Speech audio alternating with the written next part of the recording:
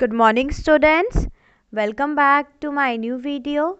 In today's video we will do revision from chapter 18 conjunctions. So now let's begin our class.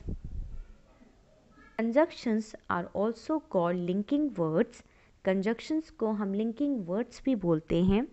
A conjunction is a word used to join words, group of words or sentences. So conjunctions एक ऐसे words होते हैं जो join करते हैं words को या फिर ग्रुप ऑफ वर्ड्स को या फिर सेंटेंसेस को. So they are called linking words also. So let's see what is given in your book. Read the given sentences carefully and notice the use of words in bold. So here different sentences are given. You have to read that sentences carefully and then you have to see that where to use these conjunction words. So the first sentence is Tanaya and Kanika are friends. So यहाँ पे हमने and use किया है because अब दो subject हैं यहाँ पे तनाया and कनिका. तनाया एंड कनिका के बारे में बात हो रही है. So we have used and here.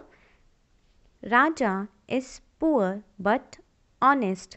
सो यहाँ पे सेंटेंस कह रहा है कि राजा पुअर है बट किंतु वो ऑनेस्ट है. सो बट मीन्स किंतु. सो कंजक्शंस का एक प्रॉपर यूज़ होता है. ऐसा नहीं है कि किसी भी सेंटेंस में आप कोई भी वर्ड यूज़ कर देंगे. एक प्रॉपर कंजक्शन वर्ड ही आपको यूज़ करना है जो उस सेंटेंस पे प्रॉपरली सुटेबल हो.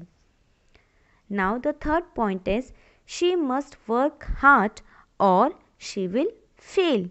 दैट मीन्स उसे बहुत अच्छे से वर्क हार्ड करना है वरना वो फेल हो जाएगी. Now the fourth sentence is we will not go if it rains. That means यहाँ पे एक कंडीशन आपको पता चल रही है कि हम वहाँ नहीं जाएंगे अगर बारिश होगी. If it rains. I respect him although he is very strict. That means here although का मतलब होता है हालांकि. हालांकि आई रिस्पेक्ट हिम, मैं उनकी रिस्पेक्ट करता हूँ, but he is very strict. हालांकि वो बहुत स्ट्रिक्ट हैं. Then also I respect him. In the above sentences, the words and, but, or, if, and, although are used as conjunctions. So जितने भी जो bold letters हैं, for example and, but, or, if, although, they are conjunctions. A conjunction is a word used to join words, group of words or sentences. So this definition you have to write in your grammar copy and you have to learn also. Write the examples of conjunction also. Now here one box is given classification of conjunctions on the basis of uses.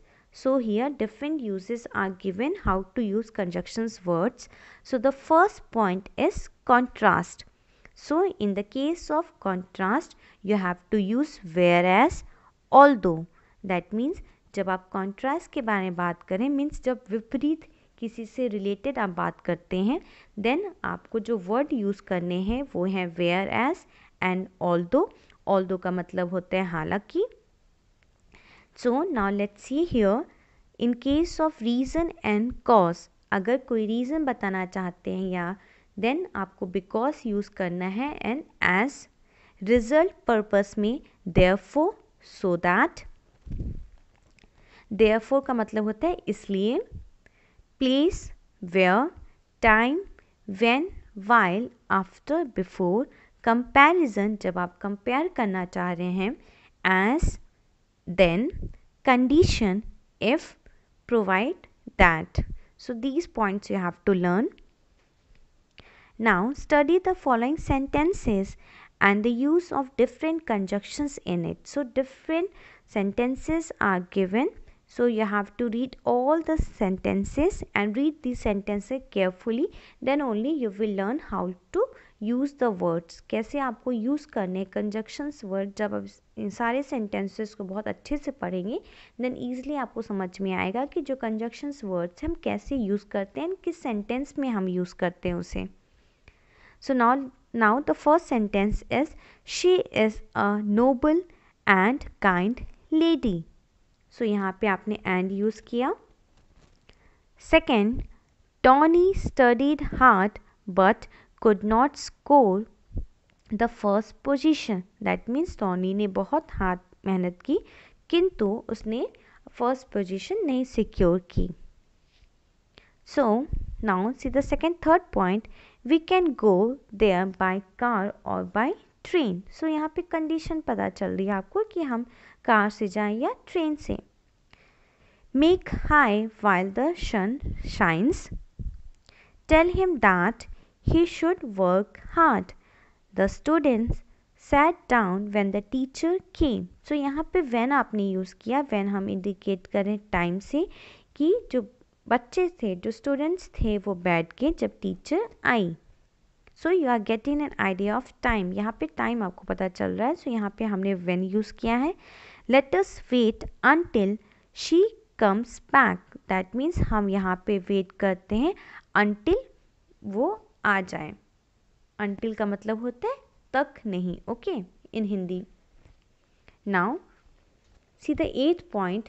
You must read the question paper carefully before writing the answers. That means before यहाँ आप use कर रहे हैं. ये reflect कर रहा है time कि आपको क्वेश्चन पेपर बहुत केयरफुली पढ़ना चाहिए. बहुत पहले ही आपको क्वेश्चन पेपर अच्छे से पढ़ लेना चाहिए. देन आपको आंसर्स लिखना स्टार्ट करना चाहिए. Now see the 9th point. Karishma fainted during the assembly because of the heat stroke. सो आपने यहाँ बिकॉज यूज़ किया है. बिकॉज आप रीज़न देना चाह रहे हैं कि करिश्मा असेंबली में क्यों फेंट हुई. बिकॉज उसे हीट स्ट्रोक हो गया, बहुत ज़्यादा गर्मी लग गई. सो वो फेंट हो गई. So that is why you are using here because. Because से आपको एक रीज़न पता चल रहा है, कॉज पता चल रहा है. 10th point. Since the train is going to be an hour late, let's go and get some coffee. So here you are getting about time. Now see the 11th point. I have been keeping busy since I started my new job. You must not get the job unless you prepare for the interview. Meena enjoyed the holidays although it rains a lot. So यहाँ पे हमने although use किया. although का मतलब होता है हालांकि. Means Meena enjoyed the holidays although it rains a lot. Meena ने बहुत अच्छे से इंजॉय किया अपनी हॉलीडेज़ को. हालांकि बहुत बारिश हो रही थी बट फिर भी उसने बहुत अच्छे से इंजॉय किया. Now see the next point. I will not start cooking until you come back home. Mohan slipped as he was climbing up the tree. So here you are getting an idea. Reason आप दे रहे हो कि जो मोहन है वो slip हो गया when he was climbing up the tree. She is overweight for she eats too many cakes and chocolates. So यहाँ पे आप रीज़न दे रहे हो. She is overweight. उसका वेट बहुत ज़्यादा हो गया है because वो बहुत ज़्यादा चॉकलेट एंड केक्स खाती है. So you are giving you are telling some condition here. Okay, यहाँ पे आप कंडीशन बता रहे हो कि ऐसा क्यों हुआ, उसका वेट क्यों बढ़ा, क्योंकि वो बहुत ज़्यादा चॉकलेट एंड केक्स खाती है. So here you are giving an condition. Now see the 17th point. Neither Mac nor his sister will come to the party. Neither means ना तो Mac ना उसकी सिस्टर पार्टी में आएगी. Neither का मतलब होता है ना तो. Nor means ना. Now see the 18th point.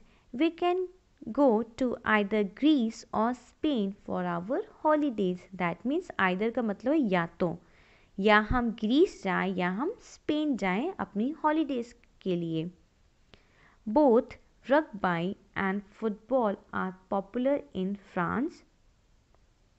Not only he is a professional footballer but he is also a successful businessman.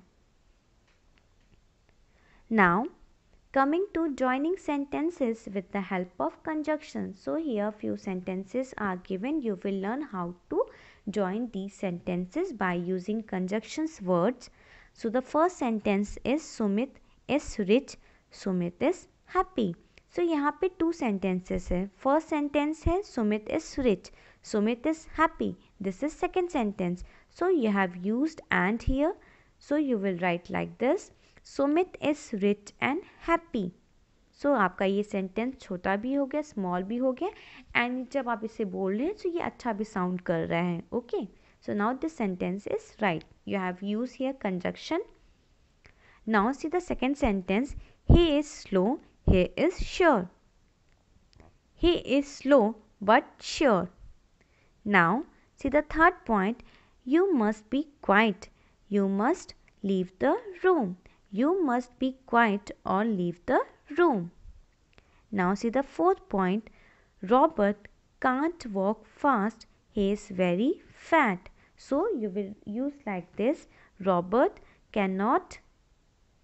can't or cannot walk fast as he is very fat. Means यहाँ पे आप एक reason बता रहे, comparison कर रहे हो, आप एक बताना चाह रहे हो कि वो बहुत ज़्यादा फैट है इसलिए वो तेज नहीं चल सकता.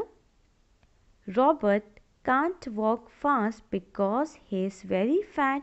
सो यहाँ पे आप मीन्स बिकॉज यूज़ कर रहे, रीज़न बता रहे, कॉज बता रहे हैं.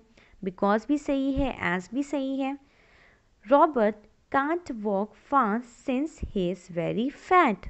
ये भी सही है बिल्कुल. Robert is very fat, therefore he cannot walk fast. That means therefore आपने यूज़ किया. therefore का मतलब होता है इसलिए रॉबर्ट बहुत मोटा है इसलिए वो फास्ट नहीं चल सकता. Robert is very fat, so he cannot walk fast. So यहाँ पे आपने so यूज़ किया. Now ये सारे सेंटेंस से बिल्कुल सही हैं. यहाँ पे आपने कंजक्शंस यूज़ किया. Now see the fifth point. You must run, you will miss the bus. You must run or you will miss the bus. So आप एक कंडीशन बता रहे हो कि आप दौड़ो अदरवाइज आप मिस कर दोगे बस को. You must run else you will miss the बस. Now see the third point. You must run otherwise you will miss the बस. कि आप दौड़िए अदरवाइज आप मिस कर देंगे बस को. अदरवाइज का मतलब होता है अन्यथा. Okay, now see the next point. You will miss the bus unless you run. So आप मिस कर देंगे बस को अनलेस आप रन करिए. अनलेस का मतलब होता है यदि नहीं. Now see the sixth point. Jack is much older than others. He won the race. So यहाँ पे ये आपका सेंटेंस है. So यहाँ पे आप although भी यूज़ कर सकते हैं, though भी यूज़ कर सकते हैं, even though भी यूज़ कर सकते हैं. Although का मतलब होता है हालांकि, though का मतलब भी यही होता है हालांकि, even though का मतलब होता है भले ही. Okay. So the sentence will be Jack is much older than others. He won the race. That means आप ऐसे लिख सकते हैं. Although Jack is much older than others, he won the race. या फिर though Jack is much older than others, he won the race. या फिर even though Jack is much older than others, he won the race. Now see the next point. Jack won the race although he is much older than others. Jack won the race though he is much older than others. Jack won the race even though he is much older than others. So ये सारे points बिल्कुल सही हैं. So now students, I will end this class. Please don't forget to write your name, class with section for your attendance. Thank you students. Have a nice day.